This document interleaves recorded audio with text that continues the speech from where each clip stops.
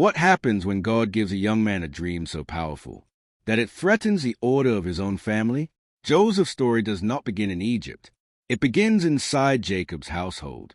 The Bible tells us that Joseph, at 17 years old, was shepherding the flock with his brothers, the sons of Bilhah and the sons of Zilpah, his father's wives. Joseph spent much of his time with them, and he brought a bad report about their actions to his father. This made Joseph noticeable, and it made him vulnerable. Jacob loved Joseph more than all his sons because he was the son of his old age. He gave him a richly ornamented robe, a garment that symbolized favor and distinction. But this singular act made Joseph a target. And Joseph's brothers hated him, not because of what he did, but because of what he represented. Then Joseph began to dream. In his first dream, he and his brothers were binding sheaves of grain in the field. Suddenly, Joseph's sheaf stood upright, and the sheaves of his brothers gathered around and bowed to it. The meaning was clear. Joseph would rise, and they would bow. Joseph told them, and their hatred grew stronger. Then he dreamed again. This time, the sun, the moon, and 11 stars bowed down to him.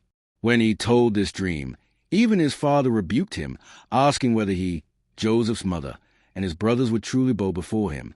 Yet the Bible says Jacob kept the matter in mind. The dreams were real, but Joseph was still young. He had revelation, but not yet wisdom. God had shown him the destination, but not the process.